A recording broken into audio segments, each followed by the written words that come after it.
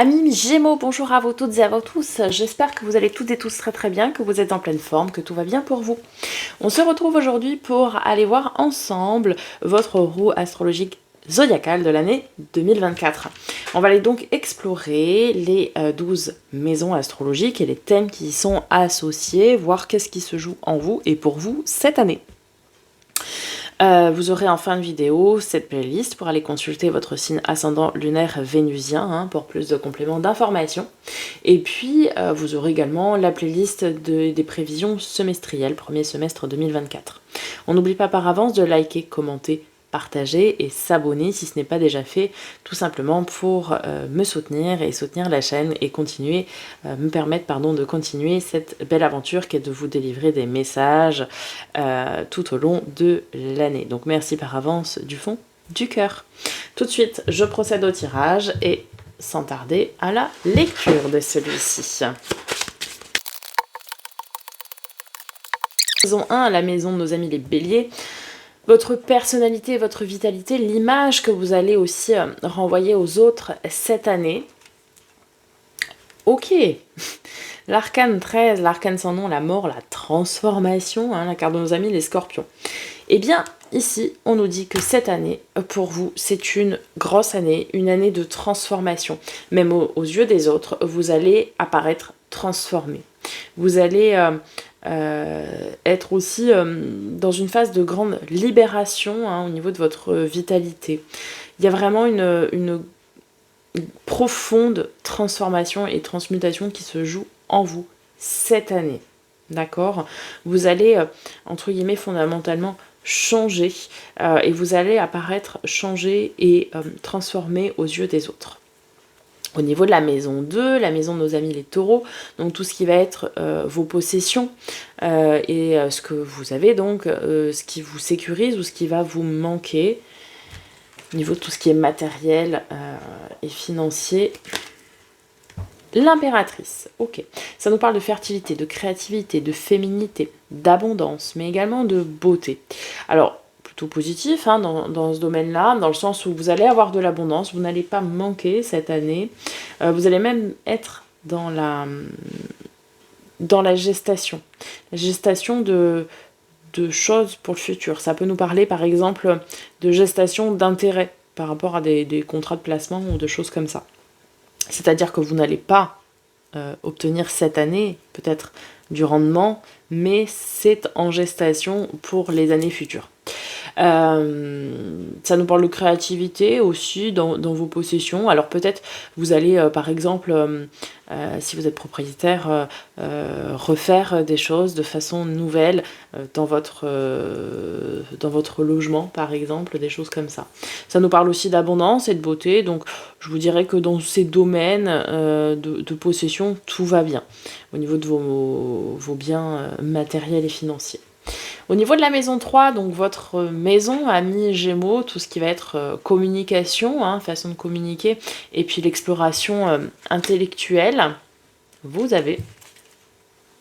Ok, la grande prêtresse. Donc, vous allez écouter vos intuitions, écouter vos ressentis, vous allez faire preuve de patience, vous allez aussi explorer un petit peu tout ce qui va être domaine du secret et de la spiritualité pour communiquer avec les autres. Vous allez vraiment écouter vos ressentis, vous allez écouter votre corps qui parle finalement lorsque vous allez être en présence de personnes autour de vous pour savoir comment vous devez communiquer avec ces personnes-là. Vous allez vraiment réussir à ajuster votre façon de communiquer en fonction du public et des personnes qui vont être en face de vous. Dans la maison 4, votre foyer, votre famille, votre logement même, et puis vos racines, vos proches, votre noyau très proche. Ok, le soleil. On nous parle de joie, on nous parle de succès, d'optimisme, de bonheur, d'énergie, de clarté et de paix. D'une paix retrouvée aussi ici. Ça veut dire que dans votre foyer, va y avoir une belle énergie, ça va rayonner, il va y avoir beaucoup d'énergie chaleureuse, d'optimisme, de joie aussi. Ok. Au niveau de la maison 5, maison de nos amis les lions, donc tout ce qui va être créativité, enfant intérieur, réjouissance, cœur d'enfant, l'âme d'enfant. Le pape, la spiritualité, la sagesse, les conseils, les traditions, l'obéissance aussi. Alors, dans cette maison qui est la maison de l'enfant intérieur et de la créativité, finalement, on nous dit que vous allez être d'une part relié à votre spiritualité et votre sagesse pour être créatif.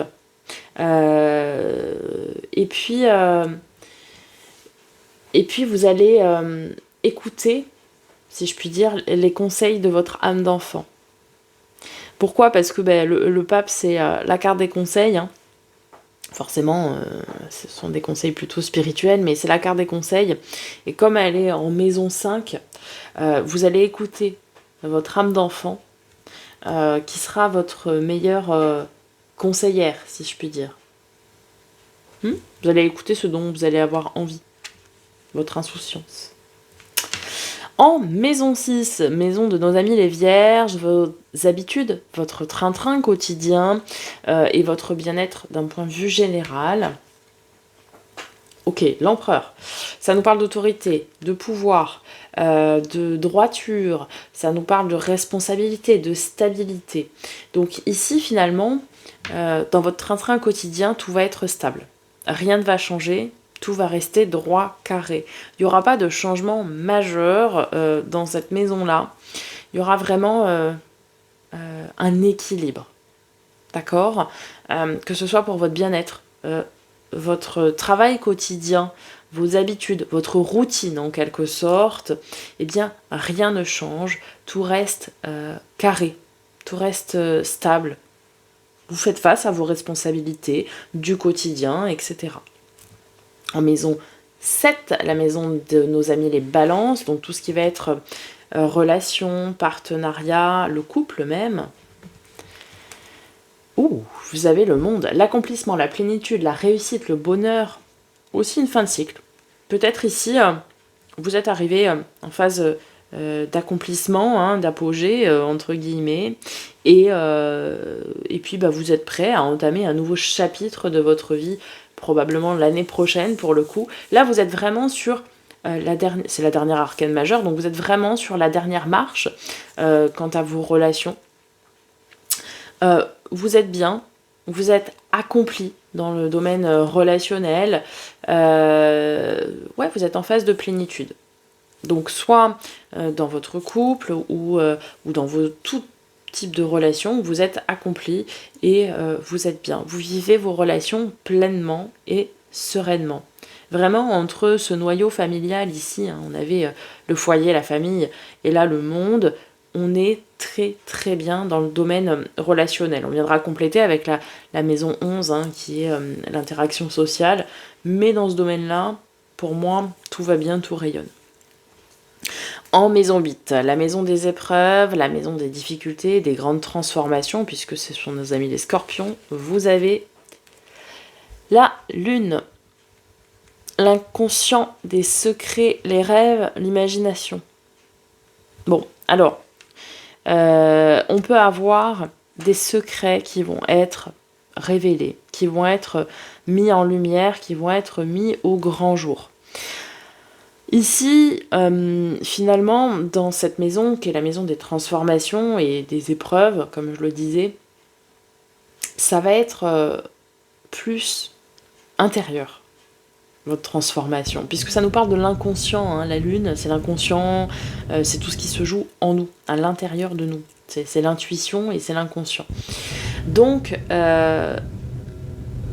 j'ai l'impression qu'il y a une grosse remise en question quant à vos rêves aussi. Qu'est-ce que vous voulez maintenant ? Finalement, ça va vraiment être intérieur, cette transformation. Il n'y a pas de grands bouleversements et de grands changements, si ce n'est vous-même. Comme je le disais au tout début d'ailleurs, avec la personnalité. J'ai vraiment l'impression qu'en vous, il y a quelque chose qui va changer, qui va transmuter, mais à l'intérieur de vous.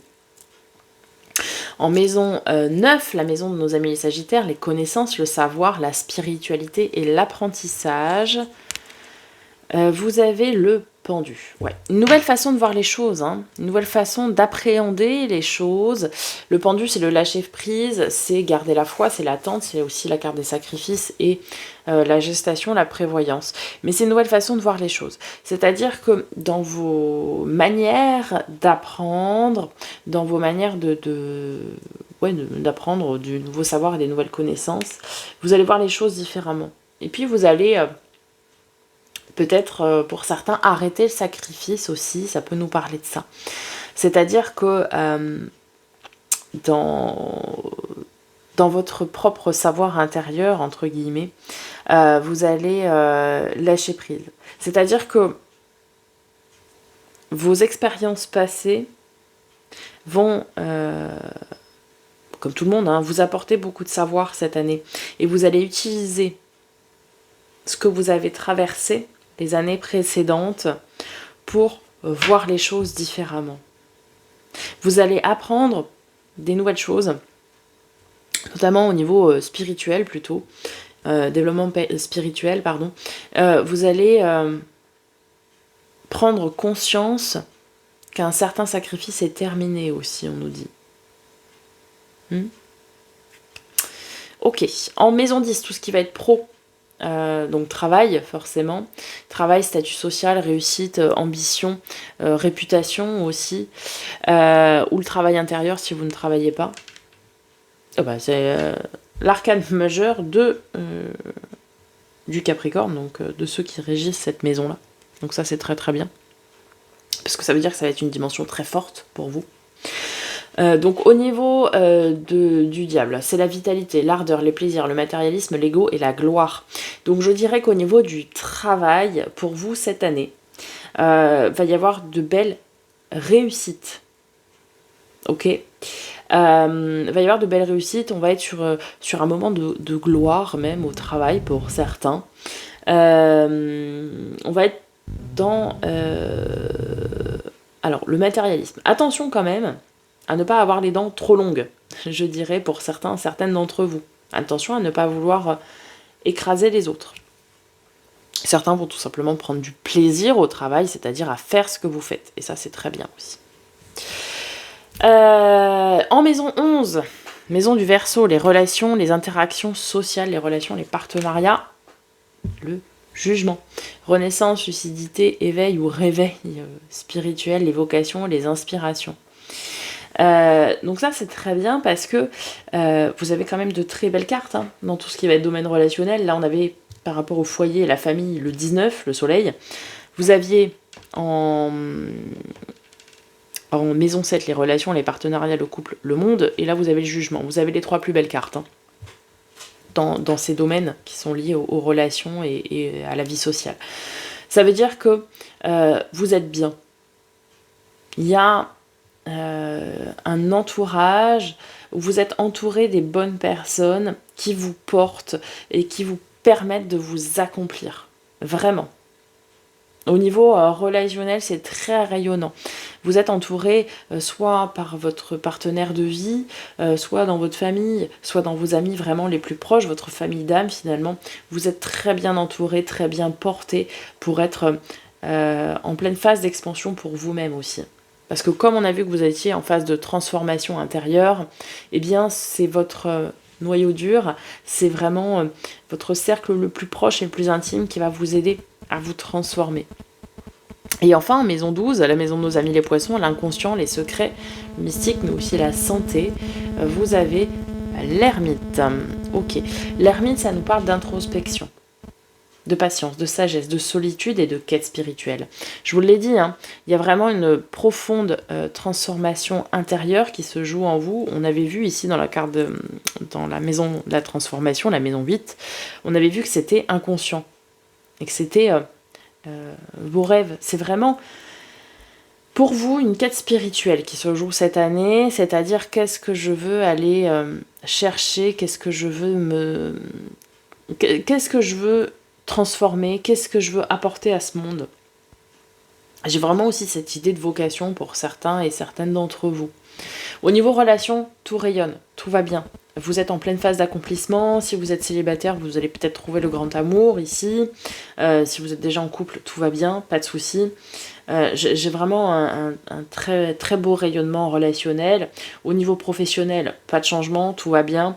On est dans la maîtrise, on prend plaisir à faire ce que l'on fait. On est dans de l'abondance financière, etc. Tout va bien. Au niveau de la santé, rien ne bouge non plus. Mais c'est vraiment une transformation intérieure que vous vivez, une transmutation même d'énergie, amis Gémeaux. Voilà, j'espère que ça vous aura parlé, que ça vous aura aidé. Je vous laisse donc avec les playlists dont je vous ai parlé au tout début. N'hésitez pas à me faire un petit retour dans les commentaires. Je vous souhaite une magnifique année, prenez soin de vous et je vous dis à très bientôt pour de nouvelles vidéos.